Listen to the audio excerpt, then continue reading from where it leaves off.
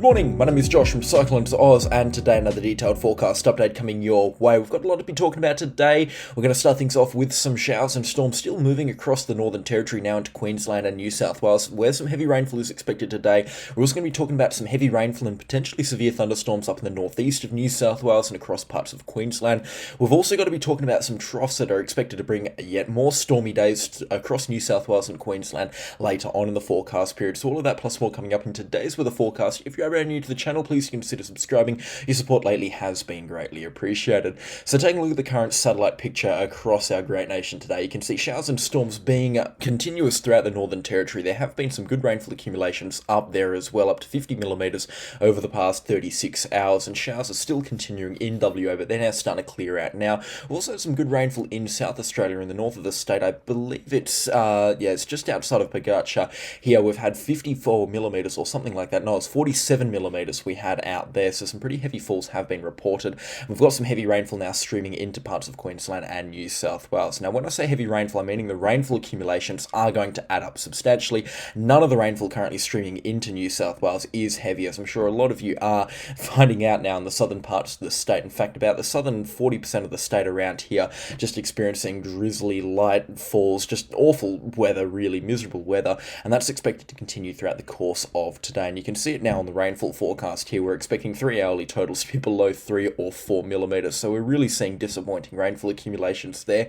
Apart from a small corner here down in Wagga Wagga, Albury area, where the mountains meet the plains, we're expecting the rainfall to add up pretty quickly there throughout the course of today, especially with some expected heavy falls later on tonight into early tomorrow morning. We're going to be seeing rainfall accumulations really stack up there quite dramatically, and that's where the heaviest falls are going to be over the next 24 to 36 hours. I'll get to that in just a second, but speaking of the next 24 to 36 hours, we still have those showers and thunderstorms firing up across the central Northern Territory. They're going to weaken across the course of today. We'll get some sporadic thunderstorms fire up again later on tonight, about 6 p.m. local time for the NT and South Australia, and about 4 or 5 p.m. for Western Australia. But again, those thunderstorms are going to be very hit and miss, very sporadic, and little to no rainfall is expected there. They're going to be quite dissimilar to ones that we have seen over the last couple of days.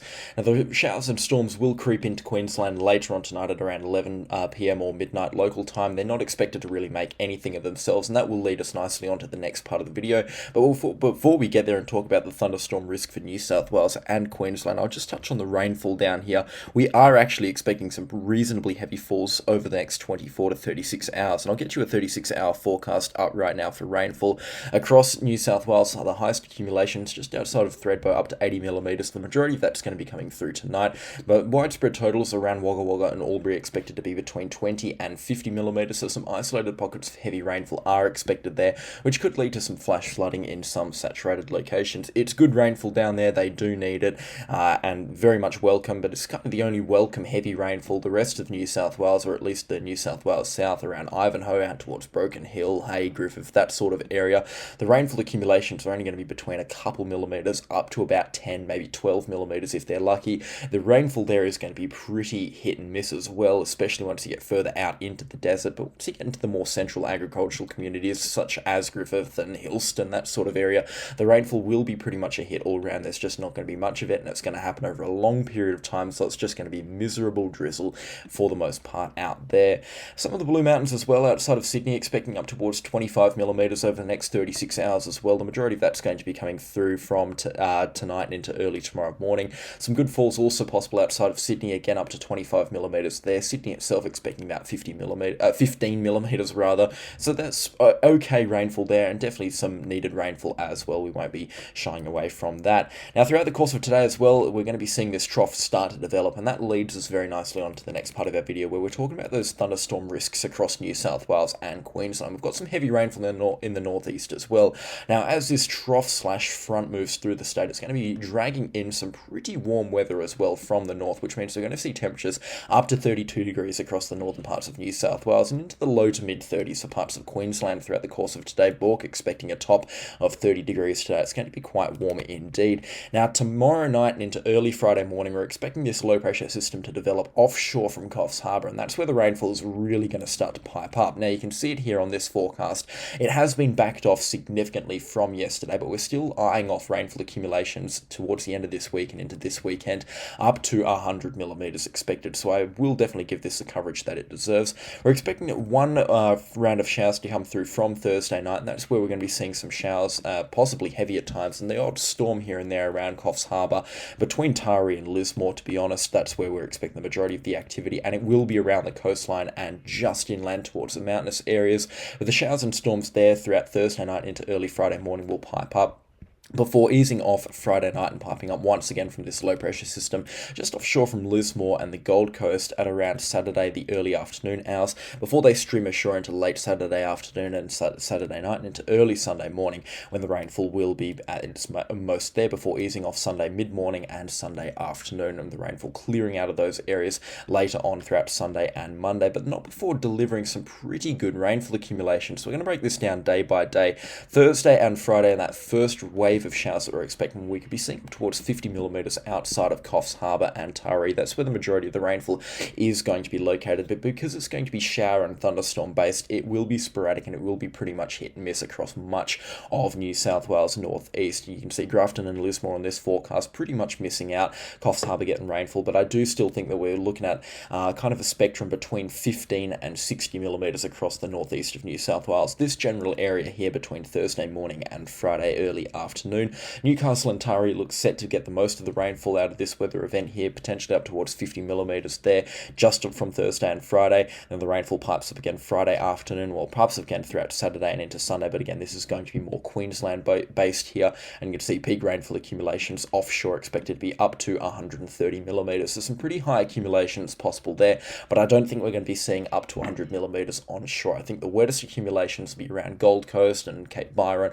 I reckon those accumulations will be somewhere between 60 and 90 millimeters. The forecast has just been downtrending over the last couple of days, and I have seen a couple of sensationalist news reports on Facebook per se. We're seeing a rain bomb up towards 300 millimeters. Now that's not going to happen across the northeast of New South Wales.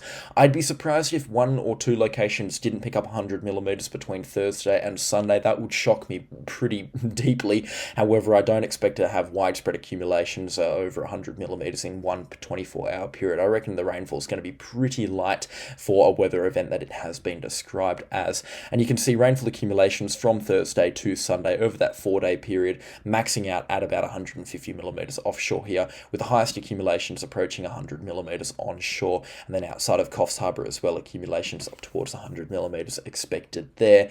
Again, nothing too crazy. It is expected at this time of the year up here. It is a little bit early in terms of the really bad rainfall that they do get this time of the year, but again, this is rainfall that they are used to. It's rainforest stuff, subtropical stuff in the northeast of New South Wales and the southeast of Queensland. This is stock standard weather for them. Any questions or comments on this weather event, please do leave them in the comment section down below, and I'll get back to as many people as I can throughout the course of today. There's no need to panic on this weather event here. I know the media has drummed it up to be quite a significant one, but I'm telling you right now, 100 millimeters over 4 days, that's nothing for northeast of New South Wales. In fact, that's very little rainfall for the majority of Australia. I'm sure every place in Australia has received that type of rainfall at some point. So again, this is not record breaking, nothing to be worrying about. It's just a couple of good days of good showers. So make sure you do enjoy that wet weather while it lasts up there, because we're definitely in a bit of a dry spell for much of Australia.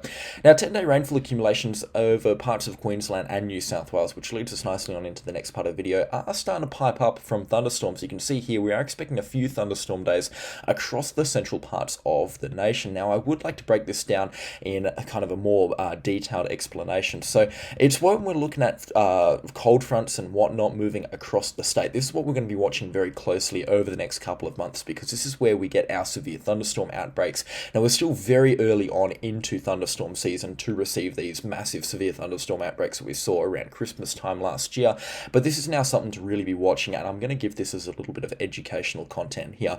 We are looking every single day for these sort of fronts here, and you can see one piping up Saturday the 28th of September across parts of Western Australia. Now, this low pressure system gets dragged into the Great Australian Bight and brings its frontal bands across South Australia, bringing some much needed rainfall to the central parts of the state. But that's not what we're interested in. We're interested in for when the front gets itself over the plains and the moist air of New South Wales and Queensland, and that's when they tend to go ham, these fronts here, and fire up severe thunderstorms.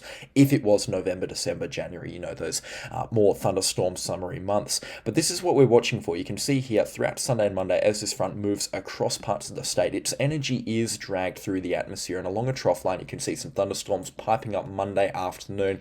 These will be non-severe thunderstorms, nothing heavy in terms of rainfall or hailstones. We're not expecting anything crazy here, but I'm just using this as an example. And once again, this happens into the early parts of October, where we see a cold front dragged through Western Australia, and on Thursday and Friday moving into New South Wales and piping up into some thunderstorms there. This one I'm a little bit more interested in. This one's going to get itself jammed up against a high pressure system, and conditions will be pretty good for severe thunderstorms. This is Friday the 4th of October, however, so we are 10 days out into the future, and a lot can change in that time. But you bet I will be keeping you posted and up to date on this weather event if it does pipe up to be a severe thunderstorm outbreak. But it's those two cold fronts that are moving through over the next 10 days that have really caught my eye. It's certainly something worth watching, and that's something we're going to be talking about every single day on this channel for the next 6 months at least, because they do have the chance of firing up severe thunderstorms across New South Wales and parts of Queensland. I'll be the first one to let you know what's going to be going on there in the YouTube scene. Anyway, so basically does it for the thunderstorm talk. We have got some pretty significant weather happening around the nation over the next 10 days, but again, nothing too crazy there. We'll show some love over in Western Australia before I give you a grand final forecast. We've neglected the state for the last couple of days, or at least the southwest of the state, but you can see there is some rainfall on the forecast now over the next 10 days. In fact, quite a substantial amount over parts of the goldfields.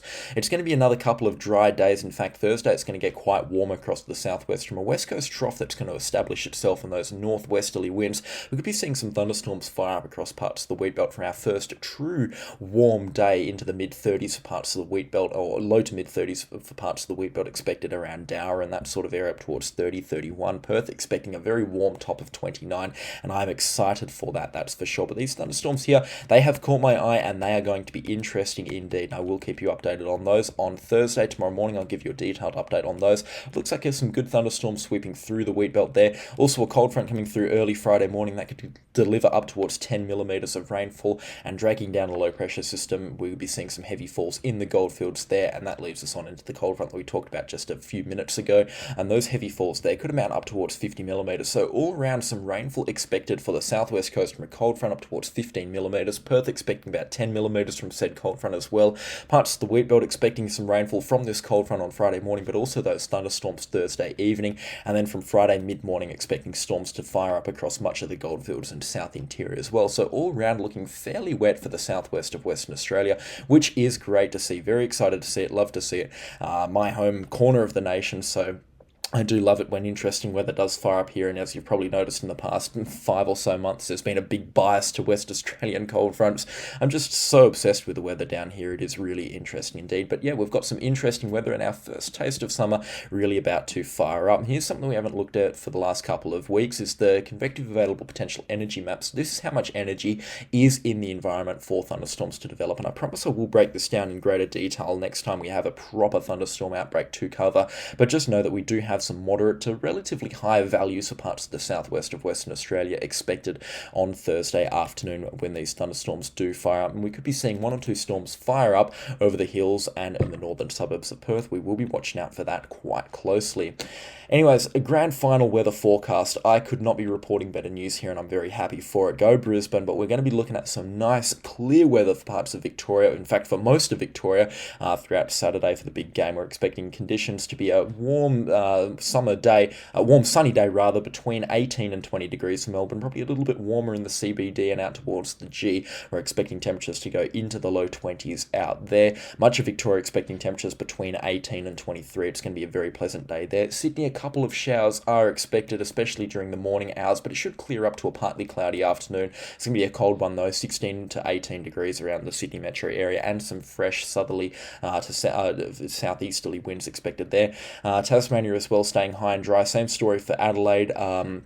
Perth, a few showers are possible Saturday morning. It's going to be a cold one as well, up to 16 degrees there, so rather unpleasant weather. And Brisbane expecting showers from that low pressure system and a pretty cool top of 18 as well. So fortunately, Victoria expecting a sunny day, a dry sunny day, and the same story with, I guess, most of New South Wales, with the exception of Sydney, just a few showers streaming ashore there. The capital city, Canberra, as well, expecting a sunny day powered by this high pressure system. But unfortunately, it's looking like it's going to be a wet story for Brisbane. Parts of Western Australia as well, and across parts of the north as well, with thunderstorms firing up. But all round good weather for the game. It looks like it's going to be a great day indeed. And as I said earlier, and in yesterday's video, let's go Brisbane. Anyways, that basically does it for this weather forecast. Thank you so much for watching the video to this point. Your support lately has been greatly appreciated. And if you could leave a like on the video as well, that'd be much appreciated. And subscribe to the channel if you haven't already. We're getting closer and closer to 20,000. That's a milestone that I'd really like to hit by the end of the year, and all support does count. Thank you so much for watching the video. A special shout out to the channel sponsors. Their names are on screen right now. I could not run this show without them. And I'll catch you all in the next storm. Goodbye.